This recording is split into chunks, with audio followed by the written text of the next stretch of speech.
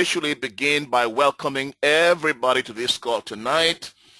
I think there's a few new people on the call. Just to introduce myself, my name is Charles Ajayi Kiran. I'm a President Circle member with Origin Corporation.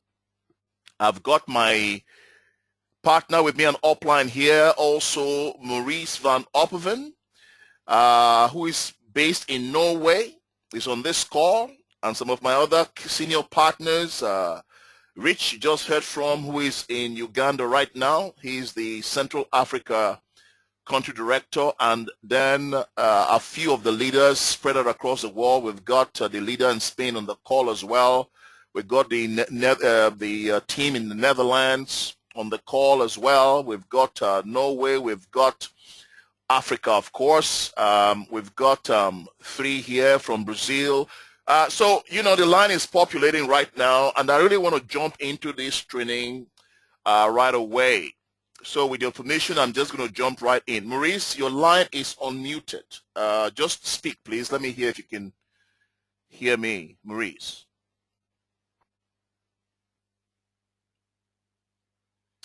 Okay, maybe he's muted. Just give me a second.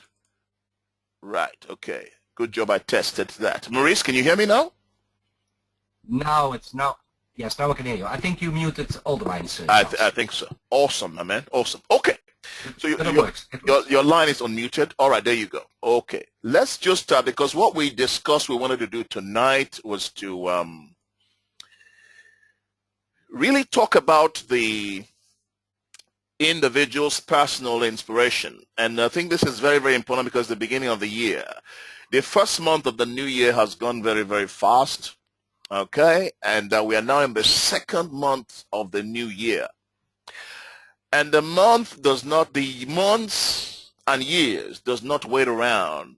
Okay, it accelerates so fast, and before you know it, it's Christmas, and then you are wondering what has happened yet again to my year. I've added another 1 year to my age. I have not achieved or accomplished my goals or any of my goals. What is going on?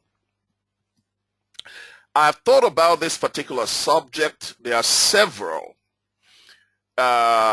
different information I could have shared tonight, but I wanted to deal with a handful of things, if you like, and these handful of things I believe will impact anything else if we can master these ones. Okay? And because as you know, you cannot exhaust the idea. We are living in the age of knowledge and information explosion. There's knowledge and there's information everywhere. Okay, I can hear you very well, but then it could be my laptop. It works well on Skype, but not sure why it's not happening with webinar. Well, the good news, Julius, is that at least you can hear me. You're there. Thank you very much. That's Julius, our country director for Uganda. He's also there right now. So what I want to do tonight is talk about the inspirational you. Okay, and this is quite interesting because Winston Churchill, who was celebrated in the UK last month, 50th year of his passing, a massive celebration took place here, or commemoration took place here in the United Kingdom, and they gave him the full works, even though he's been dead now, gone 50 years. That man was obviously critical to rescuing the United Kingdom or Britain from the hands or from the jaws of the Nazis. And he has never been forgotten. A truly inspirational man. He said that the empires of the future will no longer be territorial. So the empires would not be about you going in to do what the Russians have done, trying to annex other Crimea and all these other countries. That is not the empires of the future. The empires of the future is not about going to seize other people's property. The empires of the future will be in between our ears. The empires of the future will be dictated by the way we think and by the kind of action we take. We can build our own empire simply by dreaming it, planning it, executing it, accomplishing it. All right, so for somebody, of course, who has been truly gifted in the art or in the gift of music, With their music, they can colonize the world, which you are seeing happening today. Okay? With their business prowess, they can colonize the world. So the empires of the future will be the empires of the mind. Everything we need to create the kind of world that we deserve, we have been given it by our Creator. Okay? So let's talk a little bit about us tonight. Hopefully this is meant to give us some inspiration as we begin to build our year. George Bernard Shaw, I've always liked him, and there are some key quotes that he shared with us. The first one is this. It says the reasonable man or the reasonable person adapts himself or herself to the conditions that surrounds him or her. So you find the conditions that surrounds you and you adapt yourself to those conditions. That is the reasonable person. But the unreasonable person refuses to adapt to the conditions that surrounds him or her. They refuse.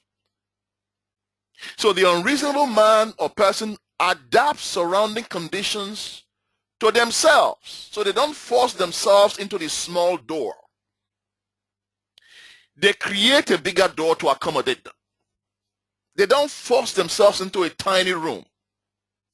They create a mansion. They extend the tent of their dwelling to accommodate them. So all progress will depend on the unreasonable person, because those are the people that create history. Okay? I am getting messages. Just where are we?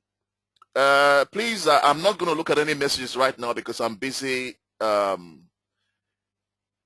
delivering what I'm doing right now. Okay? So you can speak to me at the end. Okay? I don't want to lose my focus. Thank you very much. Okay. The next quote, of course, is that people are always blaming their circumstances for what they are. And if you think about that, that is so true. Constantly blaming their circumstances, blaming the government, blaming the economy, blaming the weather, blaming everything for what they are. Well, he says, I don't believe in circumstances. The people who get on this world are the people who get up and look for the circumstances that they want, and if they can't find them, they make them. They create their environment. They decide the kind of environment they want to work in.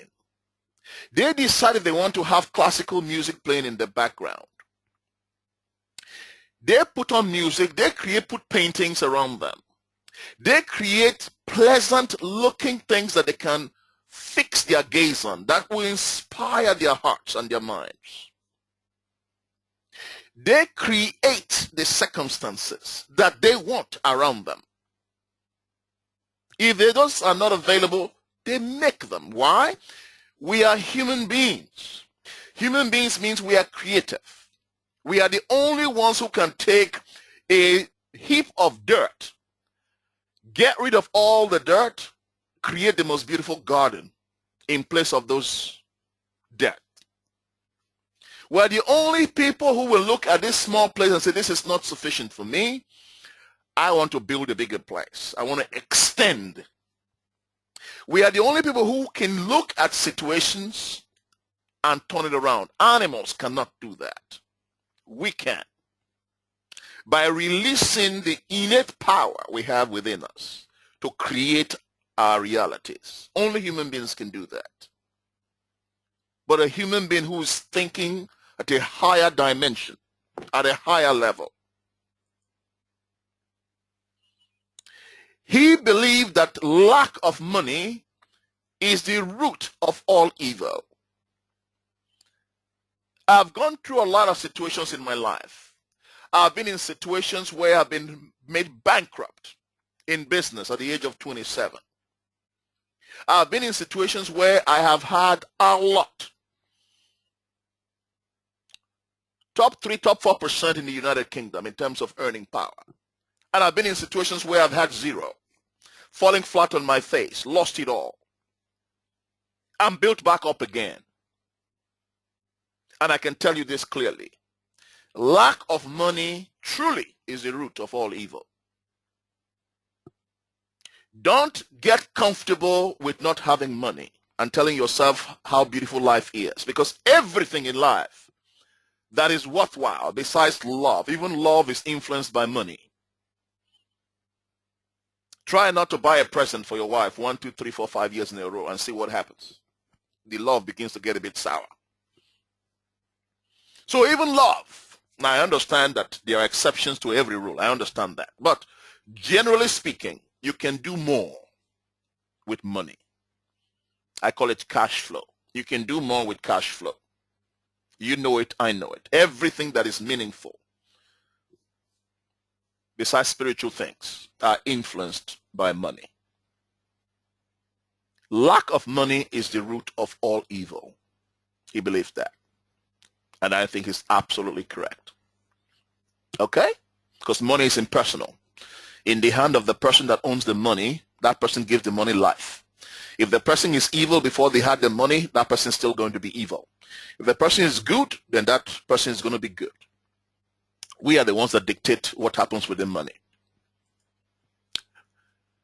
One of the most inspirational figures of the 19th century, 20th century, is a guy called Andrew Carnegie, the late Scottish industrialist. This was probably the richest man in the world in his day, who built the American Steel Company. He said, there is a power under your control and my control that is greater than poverty. The power that is greater than the lack of education. The power that is greater than all of our fears and our superstitions combined. What is that power? He says it is the power to take possession of our minds and to direct it to whatever end we may desire. Everybody has said it. I do not know how many times we have to share these liberating truths. How many times we have to be bludgeoned across the head with liberating truths before we get up on our hind legs and begin to build great lives for ourselves. You are responsible. That's the reality. You are responsible.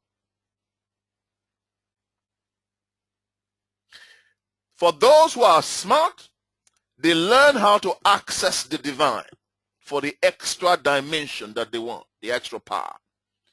But God made you sufficient with his help to go and get anything you want. But you have to understand the laws that governs success, that governs production, that governs achievement. There are laws. That's why not everyone is successful. But that is what a gentleman who was a billionaire in his day and the richest man in the world in his day says, take your mind, direct it to whatever end you desire.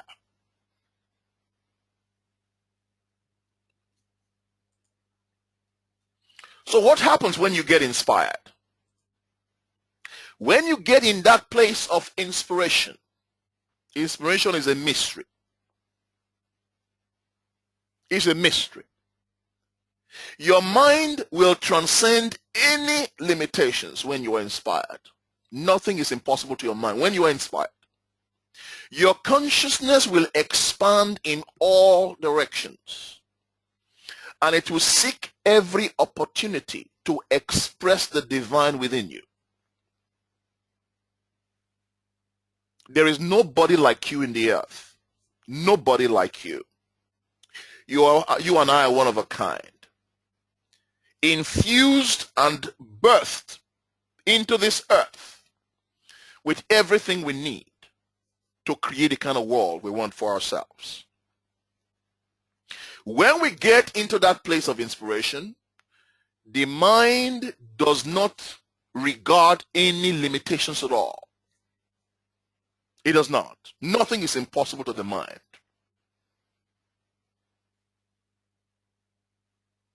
It will seek every opportunity it can. to express the divine that's within you. Even the dormant forces, the faculties and the talents that you have that are lying or laying dormant within you, they will come alive, and you will discover yourself to be a greater person than even you have always considered yourself to be. You'll surprise yourself. You'll be surprised at what you possess.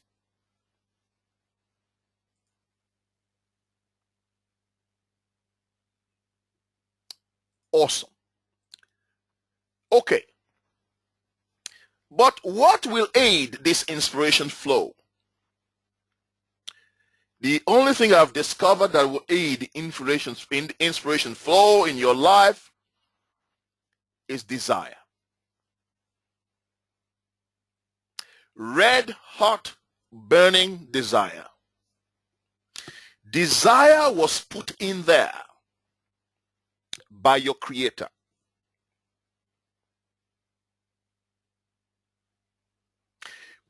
That force within you, that when you want something and you flame it and it becomes so hot, you become so full of desire,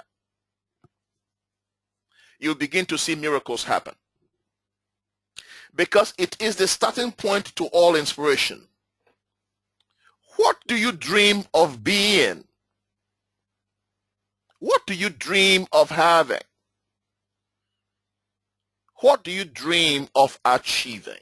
That's where it starts. That's your job, our job. We have to do that part. We don't expect God to do that for us. We are the ones that need to dream, salivate, get our hearts thumping and our palms sweaty, our mouths dry, because we want it so bad. When you fuel that with your imagination, you begin in your mind's eye to see how it will look like, how it will feel like, how it will taste like for the kind of success or whatever it is that you are after. Once you get that in place, that's the base. That's the starting point. You're going to see some inspiration flow. Once you know what your core desires are, it will automatically unlock all the inspiration you need. Have you ever been in a situation where you are desirous of something so bad you probably lying on the bed and you wanted to sleep, and a phone call came in or a thought came in out of your mind and you jumped out of bed or where you were and you had no idea where the energy came from? All of a sudden you're operating at another dimension of frequency because you wanted that thing so bad, and bingo, you had either some good news or something happened and you jumped up and you forgot your tiredness, your lethargy, everything disappeared because energy came from nowhere that you could explain. Your mind will seek every avenue to help you achieve what you desire. When you are sleeping, it is working. Your subconscious is at work when you are sleeping. Seeking, thinking, discovering, plotting, planning how to bring you to the point, or how to bring you to the individual you need that will help you unlock the next phase of your life. It will get you to take a road you normally do not take when you're going out or going to work or going to a gym. It will get you to take another route where you'll bump into somebody or someone who will introduce you to the next opportunity of your life that will help you get what it is you are looking for. The human being is powerful beyond reason. Powerful. So what do you want? What do you desire? What do you want to achieve? What do you want to accomplish? How bad do you want it? Incidentally, before I had it on my notes to when I was creating the slides, I did not put it in, but it was in another slide that I used before. Here's what I need to mention. Most of you on this call probably doing the same thing, but ask for a little help sometimes. Maurice and I were discussing this morning, and we're talking about this as well, about ask for a little help sometimes. You know, if you're not a believer, hey, I'm not here preaching to you, but I'm just saying, ask for a little help sometimes from the divine. Ask for a little help sometimes from your creator. I believe in a creator God. You know, Mahatma Gandhi said something that was quite interesting. I never forgot. He said that prayer is not the work or the job or an occupation of women who have no jobs. He used women particularly. All right, I'm just paraphrasing now, that prayer is not the chief preoccupation of women who have no work. That if properly understood, that prayer is the most potent instrument for action. Prayer works. Say a little prayer. Ask for a little help. You just may be surprised. Whilst you're doing everything else, take a clever shortcut. A nice shortcut, of course, is saying prayer and asking God to come into your situation. Okay? He's done me no harm. He's helped me massively in my life. I could not survive, I don't believe, without that in my own life. As you begin to put strategies together, the first thing is your attitude. We need to look at your attitude first. This is so very important. If your attitude is not regulated, it will sabotage your success every time. Attitude is something that you can actually see through observation. As you meet somebody, you have an idea what kind of attitude that person has. Attitude is a big topic and it's a big subject. We have had so many sayings about attitude, that your attitude in life will dictate your altitude in life. Which means depending on how high you want to soar, your attitude will determine whether you're going to go very far or not. If your attitude is not very good, you're not going to go very far. Because everything you and I are going to get out of life is going to come from a human being on this planet, on this physicality. A human being will usher you, or people will usher you into greatness. Everything we are going to get is going to come from people. So it makes so much sense for us to have an attitude that does not stink, an attitude that works. Everyone was born to soar or born to fly. But you indeed will not know how high you can fly until at least you begin to spread your wings. How do you begin to spread your wings? What is your attitude towards work? What is your attitude towards other people's property? Do you treat it well?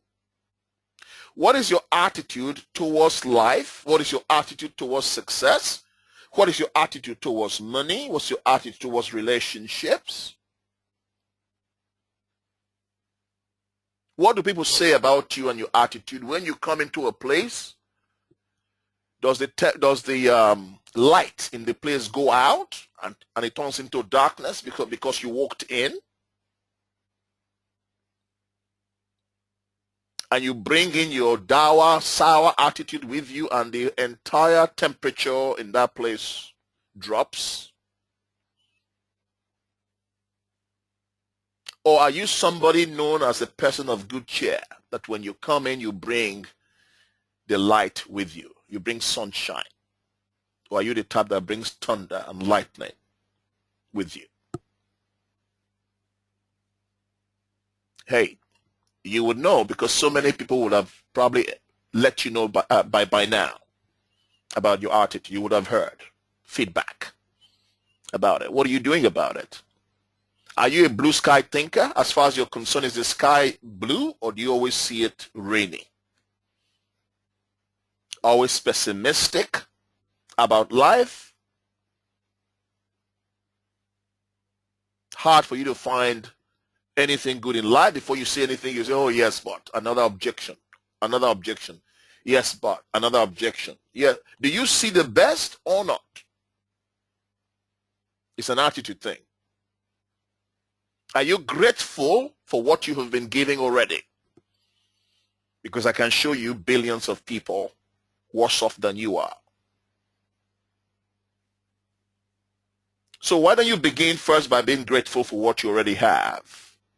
The fact that you have good health, as you know, whatever that is, but better than most. The fact you're not crippled. You are grateful for mobility. What are you grateful for? Before you are seeking other things, what are you saying? Thank you, Lord. Thank you, God. Or thank you, whomever it is that you are saying thank you, but at least thank you, showing some gratitude. People have survived the most incredible situations in life, and because of their attitude, they've survived it. If you remember Viktor Frankl, if you've never read that book of Man's Search for Meaning, he says everything can be taken from a man or from a person, but the last of the human freedoms is the opportunity or the ability to choose your own attitude in any given set of circumstances. Is to choose one's own way. Anything that confronts you in life, you have a choice to make. You have an attitude, situation, to decide how you deal with that particular situation that has just confronted you. Whether they've stolen from you, whether they've abused you, whether they've hated you, whether they've told lies about you, you have the freedom to choose how you choose to deal with the situation or respond.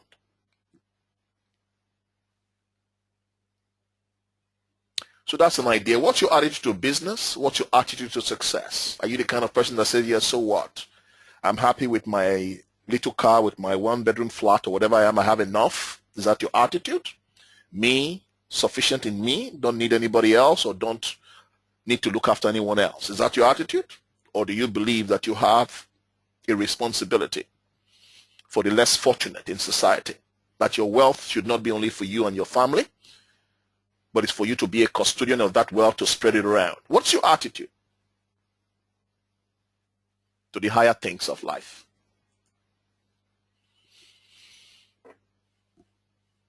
Mastering time. This is so critical because as you begin to get older, you begin to understand the importance of time. But what is time? Time is a chunk of eternity.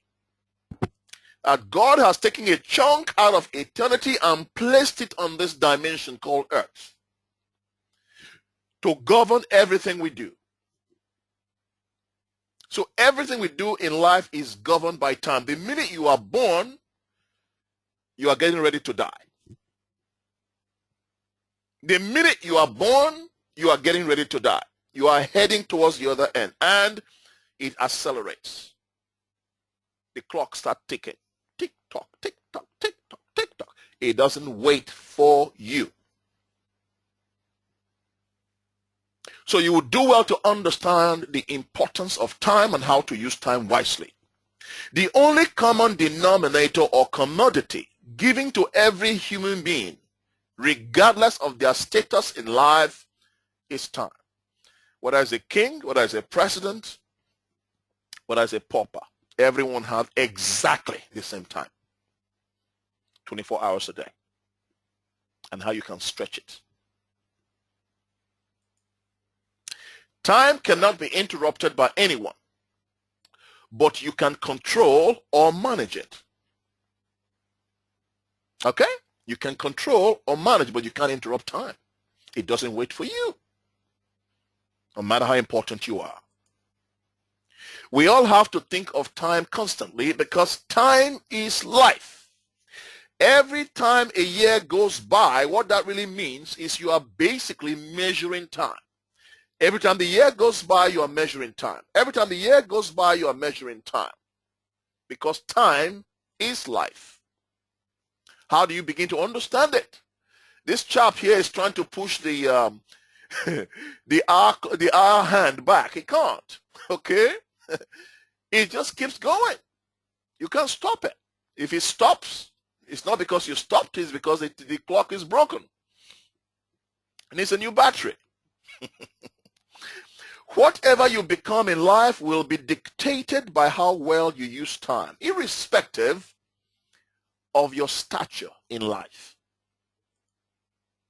The reason we have a new year is because we are giving an opportunity to redefine our priorities again, to reestablish worthwhile goals. So every time is a new year, just as we are right now, this is an opportunity to reestablish goals that are important to us and to redefine our priorities. What do we really want to accomplish this year? What do we want to take off that we don't want to carry forward to next year? We want to accomplish it this year.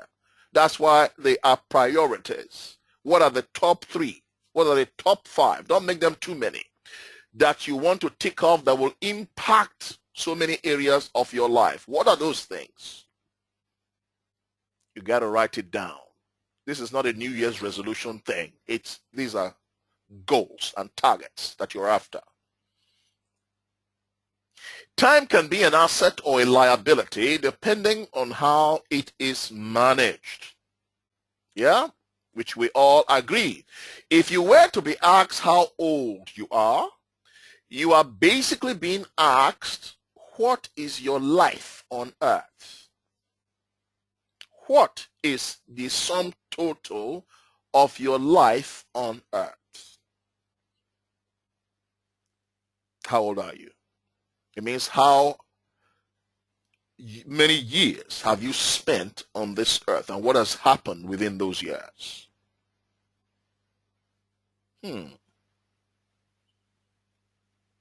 That's interesting. What is your life on earth?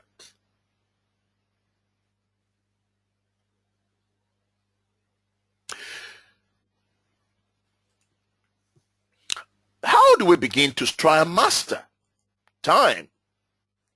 Life measures time in terms of past, present, and future, which is great news for us. It also measures life in terms of seasons.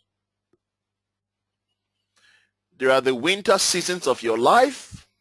There are the summer seasons of your life. The winter seasons, of course, are the seasons where nothing seems to go right. Everything just feels wrong. You find yourself in the pit of despondency, in the quagmire of repeated paroxysms of pain and despondency. Quagmire, like a mud. You are sinking, quicksand. You don't know how to get out. These are dark periods of your life. These are winters, and everyone will experience it because that's how life was designed. They are seasonal. Nobody will escape life without experiencing the wintry periods of their existence. You have to. Because a lot of energy, a lot of growth, a lot of character is built and developed in those moments, depending on how you look at it. All right? So you'll have the winter moments of your life. Most of you on this call probably have experienced it. If you haven't, get ready. It will come. Okay? Then you're going to have the summer moments of your life. These are exciting moments. You are operating on the stratosphere. You're on the top of your game. Everything just seems to work. Click, click, click. You know, it's happening for you. Your career is exploding. Your business is exploding. Relationships exploding. Everything just feels right. You look at it all, you take in a deep breath. You drink in the work of your hands. You say, thank you, God. You celebrate your lovely house. Everything feels good. Then you have the springtime. This is when you're getting ready to move into the summer months of your life. Springtime, everything feels fresh. Everything feels new. Ideas are being generated. You love the sound of the ideas. You have a spring in your steps. You can't wait to start. You are getting ready. You're flexing your muscle. Everything comes alive. Everything looks new. It all looks fresh. You have forgotten the terrible, isn't God a genius? You've forgotten the terrible winter months. How quickly you forget those months as well. How quickly you forget the difficult times as things begin to get better for you. Have you noticed that your memory becomes so short, it's hard for you to remember? That's the power of the springtime. And then you begin to settle towards autumn. Autumn comes with its beauty as well. The old things begin to die off. The old things begin to gradually die off. You are looking for new life. And from there, of course, it goes into the winter season again. Time for you to shut everything in. Time for you to shut down everything. Time for you to get back into yourself. You see a few darkness around. You are cold. You get back into yourself. You have time to hibernate in order for you to come out again in the spring with new ideas, new spring, new strategy, new focus. It's beautiful. And until the end of life, it will never stop. Those seasons will continue to happen. Depending on how well we've mastered the previous seasons will give us a good opportunity to manage the future winters of our lives. We will now know what to do. And we are able to extend the summers longer and very, very few winters because we've learned from our previous mistakes. Why is this important? It safeguards us from living in a permanent state or season. Because we will not grow if we are in a permanent state. We will get stagnant if we are in a permanent state. Time changes everything, and nothing remains permanent, including our condition or our situation. No matter what's happening to you in your life right now, know it cannot last forever. It's got to change. Aren't we grateful? We have the seasons. It's got to change. If you're in a place right now that is not beautiful, hang on. It's going to change. If you're in a place that is beautiful, extend it and make preparations for the down times that will come. It will happen with regularity. In 6,000 years of recorded history, it has never failed. Time is also known as currency. That is why we either spend it or we invest it, because time is currency. And what do we do with currency? We use it to buy life. You use the time to buy life. You've got to respect time. You got to ask God to teach you how to redeem time and to make the most of your time on earth. Wow. Time is superior to money. Money you can get again, time you can never get again. So begin to have a look at the way you spend time or you use time. Begin to look at it again all over again with new eyes. It's the most important thing you have in this physicality called earth. It's time. Treasure it and respect it. And learn how to use it to work for you. Okay. Next, you got to master superior execution. Anything that you want to do, all the planning is fantastic, but you've got to execute. When you are executing, that is where you see the differentiation between the girls and the women and the boys and the men. Execution is powerful. Executing with precision. This is why I chose Michael Jordan, one of my heroes, all right, who defied gravity just through practice and preparation. He could almost fly. Develop habits of the diligent. The good book, the Christian good book says that, have you seen somebody who is diligent in his ways? It says that person will not hang out with ordinary people, that the destination of that person is in the company of kings and powerful people. When you are diligent, the world makes a way for you, and powerful people will beat a path to you, to your door. They want you, they want your services, because diligent people are not common. So you've got to find out what are the habits of diligent people, and you begin to copy those habits, because that's what will take you to the very, very top. Determine to leave your signature on your work. Everything you do, your work has a voice. Your work speaks. Your work speaks. What language does it speak? Are you proud to sign your name on your work after you are done? To say, I was responsible for this, I did it. Or do you want to hide and be embarrassed if somebody looks at it? What I'm trying to say here, of course, is do what you do with excellence. People are not born with excellence. They practice to become excellent.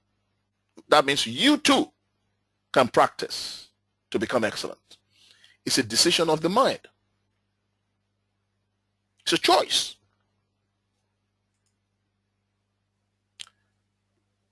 Begin to agree that work is good. Work is good. There was a class I was taking a couple years ago, and I asked everyone in the class to say, work is good.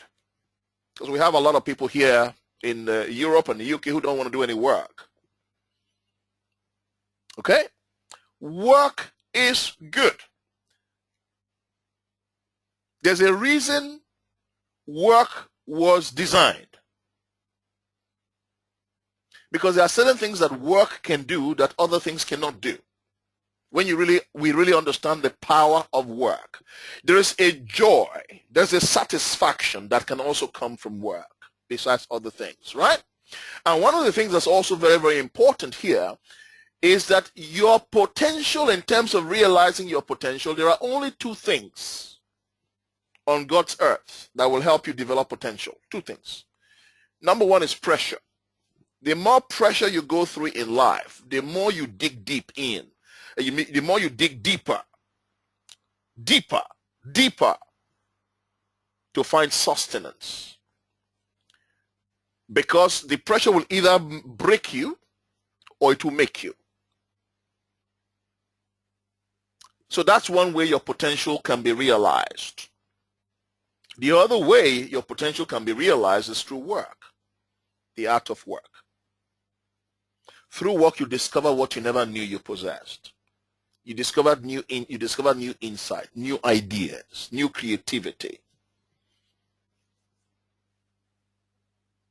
new growth. So you got to master the art of work. It's a beautiful word.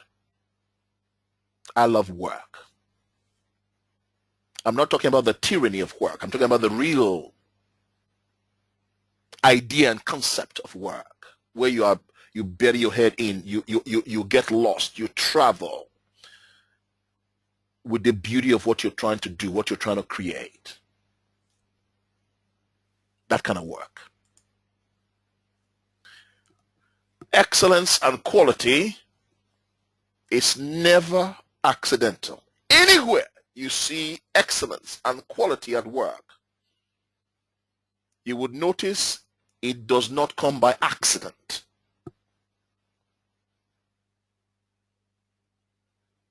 Excellence and quality is never accidental. It is determined by high intention. You must have made up your mind to be a person of quality or excellence.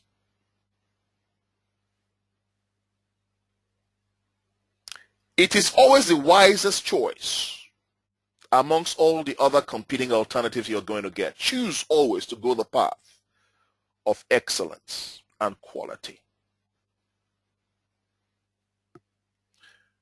Maurice, did you want to say a few words?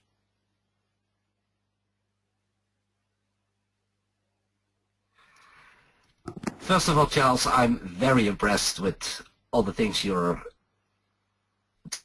talking about tonight. It's so recognizable, but it's so beautiful to hear it in your words, you know? I mean, it's the lessons of life, and it's the lessons of success, and I think that, yeah, really,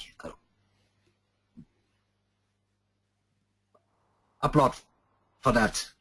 I mean, normally we talk about products and all the stuff, but this is really the core. This is how people have to look at themselves, have to question themselves, and set themselves up for the real success in life that everybody deserves. That's right. That's right. So there are actually no excuses if your mind is set in the right way, and that is what constantly comes back in your words, Charles. Thank you for that. Really beautiful, beautiful. Thanks, bud. Thank you. Okay, just in case you had anything to say, please jump in. All right. But I have to be upfront with everybody. Yeah, the Carry on. Yeah, go on, Maurice. Sorry? No, sorry, I said you wanted to say something. Yeah, it's actually what you see in life, and what you yes, I wanted to say something. Sorry. Yes. I say what you actually see in life, and you will also see that, and a lot of other people as well. We meet a lot of people, and it's always the question: are people driven in life by fear, or are they driven by what they really want to accomplish? And that makes the difference in the non-successful and the successful people. So ask yourself a question: are you driven by fear, or are you driven by desire, what you want? Yes. So what you not want or what you want. And if you can change your thinking habits and your thinking process from being driven by fear, and that means that you always think, I cannot pay my bills, this I'm not doing well. If you can change that to driven by desire and think more about all the dreams and let them come back, project them, and think about that, then your life suddenly starts to change.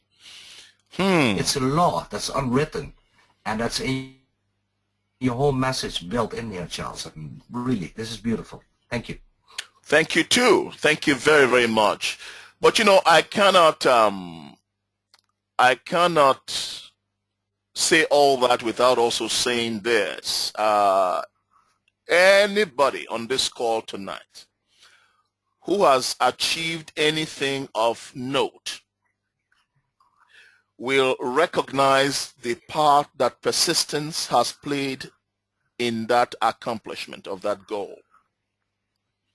I call it intestinal fortitude. That is the internal power inside of you that you draw upon, that gets you up every time, that keeps you going. Every successful person will tell you about the role that persistence will play in your success. You must strive to develop persistence. You may have no education, you may have no money, you may come from a debt-poor, underclass background in society. If you are armed with persistence, you have a chance to hang out with kings in your future. That is what I've discovered about life. I've observed so many people. Intestinal fortitude, persistence, persistence. That art of never giving up on your dreams. I mean, I don't know if you guys saw the tennis match over the weekend in Australia with Tim Henman. I said Tim Henman. What's his name? Our his name just escaped me now. Our guy here in the UK. It comes to me in a minute, right? Who was playing, of course, Novak. In Australia, he's never won a Grand Slam before. What's his name? Just escaped me. Well, somebody sent me his name. Thank you. Andy Murray, Chantal, thank you. Andy Murray, Tim Henman. Tim Henman's gone a long time ago. Right. Andy Murray. All right? I mean, if you guys saw the match, I mean, my heart just went for him. It just went for him because I just said, listen, he was not good enough. But I think it was a mental block for him because Novak, it was a tough match. It was an exciting match, but Novak got it. And he made it, Andy Murray made it to the finals. It would have been his first Grand Slam victory. It was a tough match. See how far he has come. It eluded him again. And at my heart I said, listen, buddy, are you ever going to get this stuff? Are you ever going to get it? See what I mean? Persistence. So what does persistence actually do? And what does it say? This is the best quote or definition I've ever heard on persistence. All right? And just listen to the words. It makes so much sense. It says, nothing in the world can take the place of persistence. Talent will not take the place of persistence because nothing is more common than unsuccessful people who have lots of talent. Genius will not take the place of persistence because unrewarded genius is almost a proverb, which means you see it everywhere. Genius without any reward. Check this out as well. It says education will not take the place of persistence because the world is full of educated derelicts. Haven't you seen so many people who are educated who are going nowhere? In fact, with worse habits. I've seen so many professors who are absolutely persuaded they went to buy that degree or that qualification.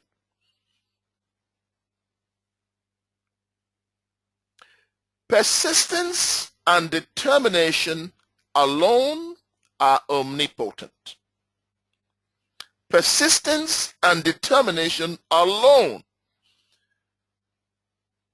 are omnipotent. You can conquer anything with persistence and determination.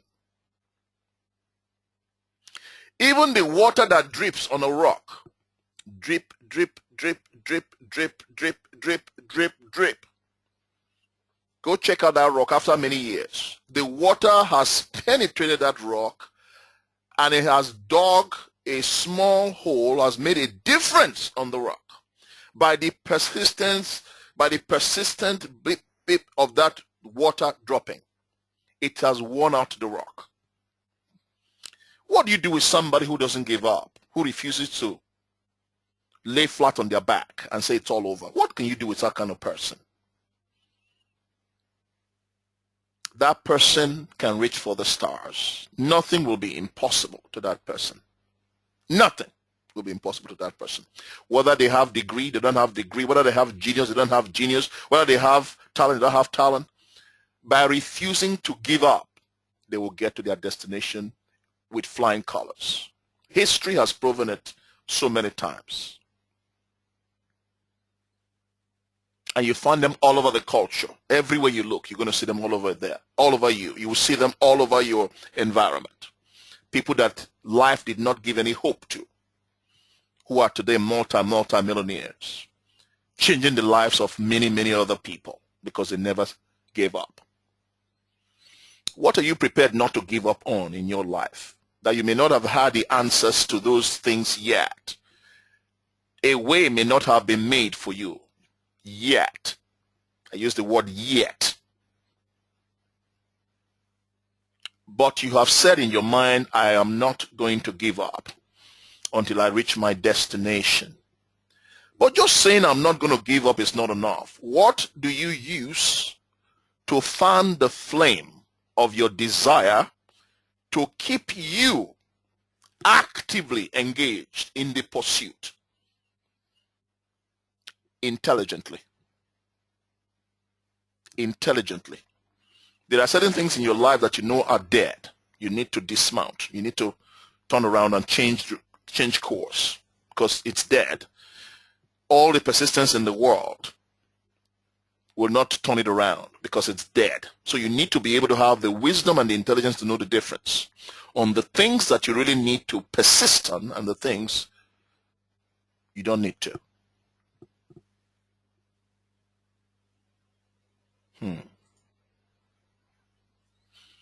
Napoleon Hill said, the quality of persistence is to the character of man as carbon is to steel.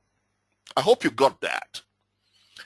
Steel, when steel is being melted, do you know it's melted? It is very, very supple when it's melted. The minute you introduce air or carbon to that steel, it turns it from that supple state into the rock-hard metal, steel state, where it becomes so hard and tough, and you cannot bend it anymore. But carbon enables it to become that hard. So what Napoleon Hill is doing here is drawing a contrast. He's saying to you and I that the same way that steel in its supple, weak, fluid state needs carbon to harden it, that is how every human being needs persistence to make us hard, to build our character. We all need persistence. Without persistence, your character cannot be developed. And what is your worth as a human being if you don't have character? Zero. You need character. And persistence will build it for you, you and I. Adversity.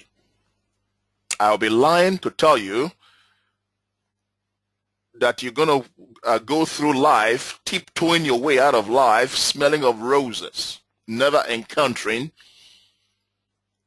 any adversity, any trial, any turbulence in your life. You will have turbulence in your life. That's what life is about.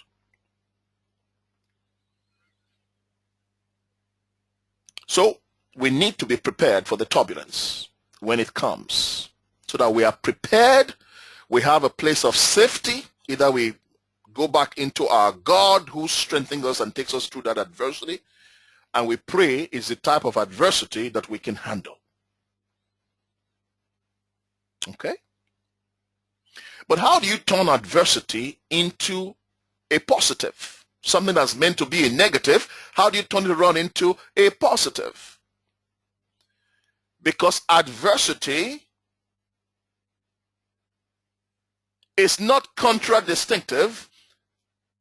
Trials, tribulations, adversity, crisis, these are not contradistinctive to taking you to a place of promise or success. They are not antithetical. They are not opposite. What I'm trying to tell you here is that you and I need adversity to usher us into greatness. The adversity is exactly what we need to take us to the mountaintop of our success. You can't get to the mountaintop without adversity.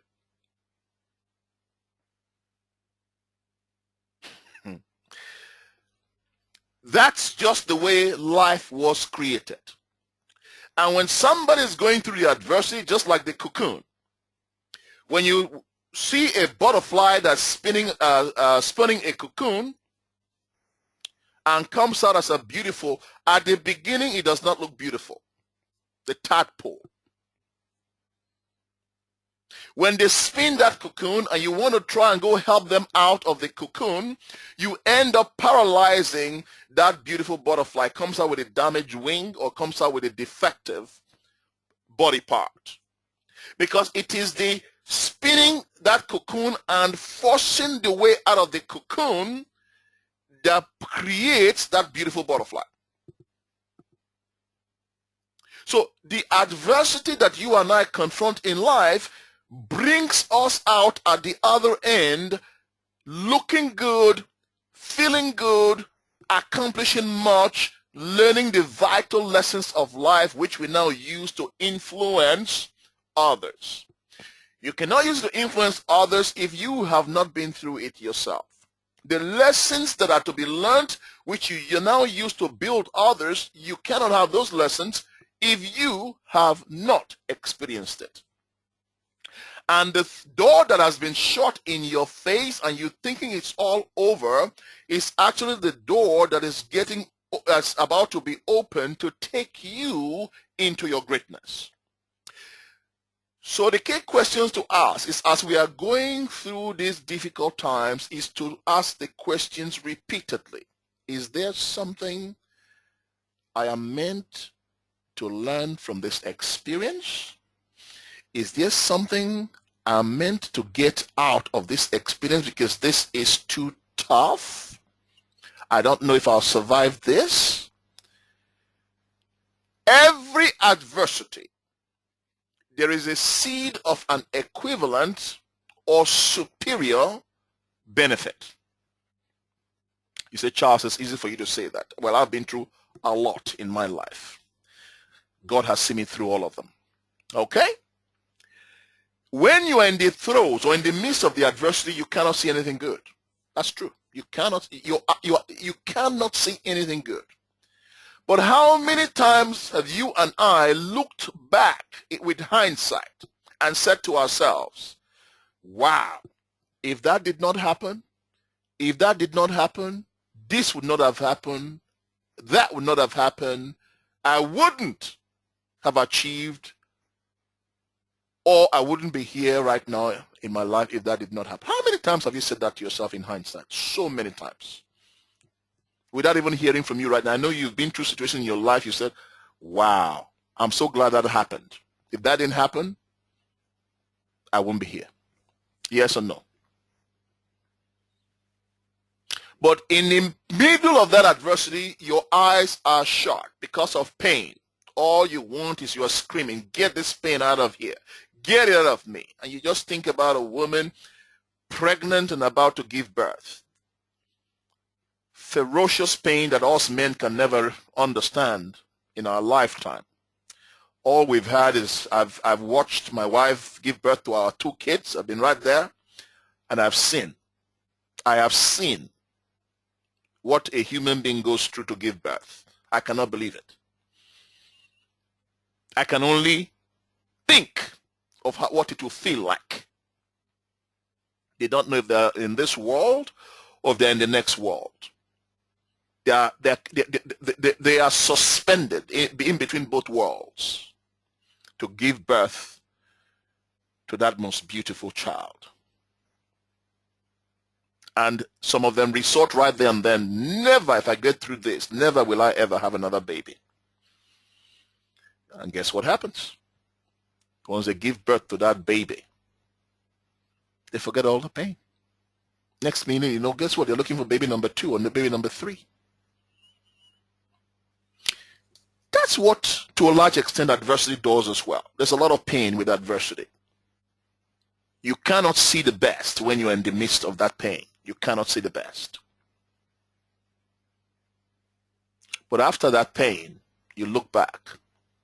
Oh God, I'm so thankful that happened. And more importantly, it brings you closer to your place of promise, or it brings you to the mountaintop of your success. Adversity will usher in. That's why I put this man's photo, this man's image, Abraham Lincoln, for those of you who know his story. Have you ever met anybody who's gone through more adversity than that man that finally became the president of the United States? Until this day, historians say he's the most successful president till this day. Most historians agree he is. Out of every adversity, there is a seed of an equivalent or superior benefit. Out of that adversity, there's something powerful about to happen. Adversity, crisis, catastrophes, or trials are not antithetical to your restoration, which means they are not opposite to your restoration. Rather, they are prerequisites. You need them to take you to the mountaintop. So the thing to pray is, Father, God, please, the adversity, let it be the one that I can handle. Let it be the one that I can handle.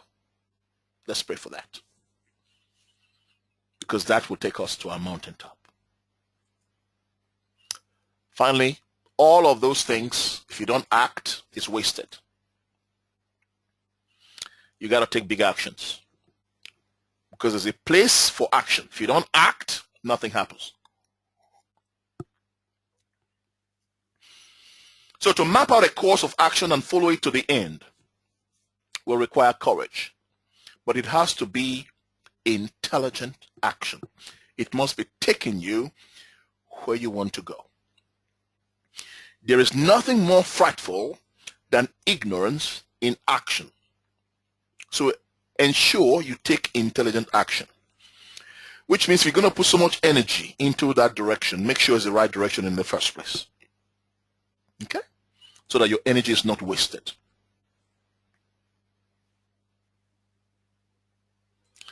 So with this handful of things, I hope it will give us a little bit of inspiration to begin charging forward in this very new year of our Lord, 2015, that will begin to get the kind of results that we deserve for ourselves. Thank you very much for listening. Maurice, a few words before I shut it down. Charles, I will not add anything. I'm impressed. I'm not going to say a few words. I'm just going to say, guys, keep up the good work and really think about what Charles has taught us tonight. This is really powerful stuff, buddy. Awesome. Really. Thank you. Awesome. Thank you very much. Let me open up